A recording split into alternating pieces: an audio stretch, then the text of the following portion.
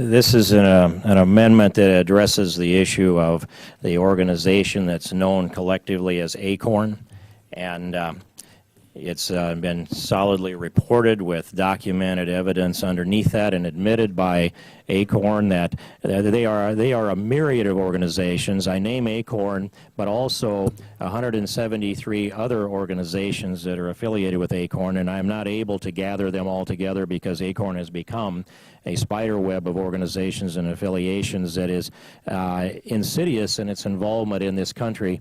They have received at least $53 million in taxpayers' money, and now, because of some actions of this Congress, may be eligible into categories of $8.5 billion altogether.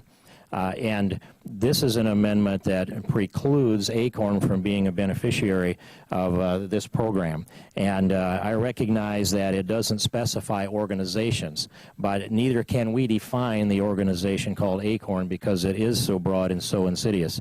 And so my interest is that we are watching our election process be corrupted. We're watching many parts of our business world feel this reach that comes. And I've been calling for months now for an investigation of ACORN, a congressional investigation of ACORN, for a Department of Justice investigation of ACORN. We do have, I think, a growing groundswell of interested Americans that are pulling information together and aggregating it. But I am committed, as many members of the now majority party were committed to plugging into our legislation the Davis-Bacon wage scale, which I clearly object to, into piece of legislation after piece of legislation. I'm committed to no longer allowing any federal funds from getting into ACORN's coffers until such time as there is a completed investigation, a forensic analysis, and we have the confidence the parts that may remain at the end of that investigation are the legitimate components that can actually help and enhance the American economy and the American society. And so this is an amendment that simply states that ACORN and its affiliates will not be a beneficiary of this program. And I would yield, gentlelady. If it's your knowledge that ACORN has received any SBIR grant? That's not to my knowledge. Okay. It's to my endeavor that they not receive. Thank you for yielding. And I would just simply urge the adoption of this amendment, and I would yield back the balance of my time. The chair recognizes herself for the purpose of opposing this amendment. Mr. King, I understand that there are issues with some members regarding ACORN, but ACORN is a housing group. This is not the vehicle for anyone to go after ACORN participating on the resources from the federal government. This is the Small Business Committee. So to me, there's no point to offer an amendment to prohibit a group that is ineligible to participate under the SBIR or SDTR program. To my knowledge, ACORN is not in the business of research and technology. They are a housing group. So for that reason alone, I oppose this amendment. I consider this is not the place. That amendment should be brought up in the Housing Subcommittee, Financial Services. Any member who seeks recognition? Mr. Aiken. I would just yield time to the gentleman from Iowa so he could respond. I thank the gentleman from Missouri for yielding, and I agree that ACORN is a housing group, but they're much, much more than a housing group. They're the organization that has admitted to producing over 400,000 fraudulent voter registration forms. They're an organization that's been announced within the last couple of days that it's their endeavor to broaden their reach. And broaden their reach at least implies into every aspect of American life where they can have some type of political influence. They are signed on as a partner for the United States Census, where we are sitting in a position now where we're the great risk of America's elections being undermined now may be transferred into the question of legitimacy of the United States Census. I don't know all of the places where ACORN reaches, and I don't think we can know that either. I want to assure that we're not funding an organization that's undermining our freedoms, and I think we need to put that barker in place at every single spot that we can. And so I urge adoption of my amendment, and I would yield back to the gentleman from Would you yield? Gentleman- I yield back my time. Okay, let me just respond to the gentleman's assertion that census or voter registration has anything to do with the SBIR program or the STTR program, and for you to say that you don't know if they do that, I guess that any member who intends to offer an amendment will do the research to determine whether or not the amendment is germane to the issue or the subject at hand.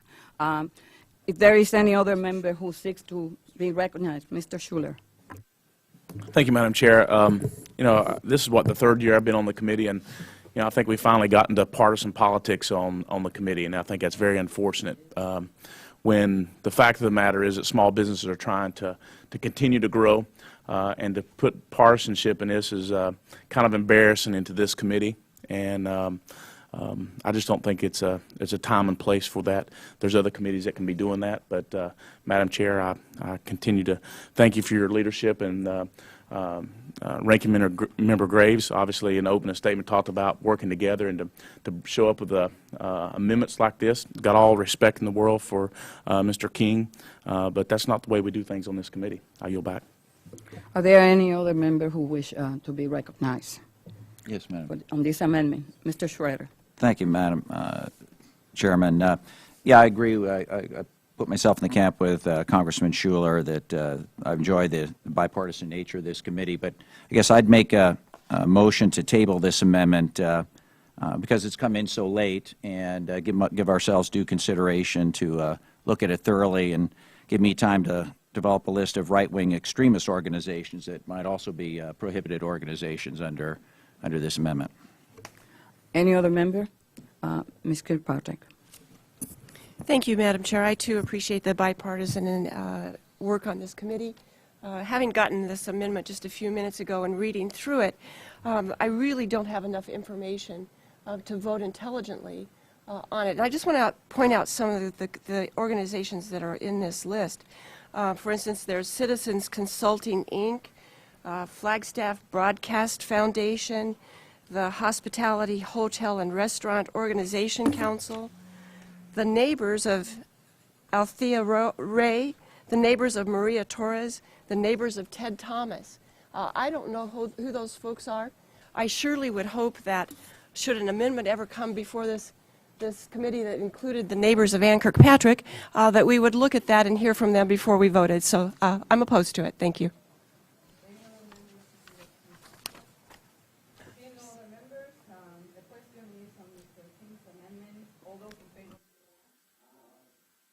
Opposed? No? Madam Chair, In the opinion of, point of order, I actually moved to table the amendment. Is that acceptable to the chair?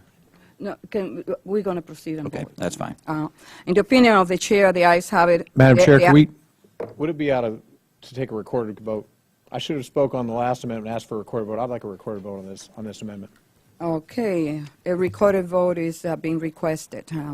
The clerk will call the vote. Ms. Velasquez? No. Ms. Velasquez votes no. Mr. Moore? Mr. Moore votes no. Mr. Schuler? Mr. Schuler votes no. Ms. Dahlkemper? Ms. Dahlkemper votes no. Mr. Schrader? Mr. Schrader votes no. Ms. Kirkpatrick? Ms. Kirkpatrick votes no.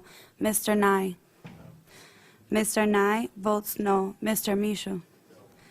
Mr. Mishu votes no. Ms. Bean? Mr. Lipinski? Mr. Altmeyer? Mr. Altmeyer votes no. Ms. Clark? Ms. Clark votes no. Mr. Ellsworth? No. Mr. Ellsworth votes no. Mr. Sestak? Mr. Bright? Mr. Bright votes yes. Yes. Mr. Griffith? No. Mr. Griffith votes no. Ms. Halverson? No. Ms. Halverson votes no. Mr. Graves? Mr. Graves votes yes. Mr. Bartlett? Mr. Aiken? Mr. Aiken votes yes. Mr. King? Mr. King votes yes. Mr. Westmoreland? Mr. Gomert? Ms. Fallon? Ms. Falling votes yes. Mr. Buchanan? Mr. Lukemeyer? Mr. Lukemeyer votes yes. Mr. Schock? Mr. Schock votes yes. Mr. Thompson? Mr. Thompson votes yes. Mr. Kaufman? Mr. Kaufman votes yes. The clerk will report the vote. 13 ayes, 9 ayes, 13 noes. The amendment is not adopted. Does any member seek recognition for the purpose of offering an amendment? Seeing no amendments, the question is... Madam Chair? Yes, I move to strike the last word in the bill.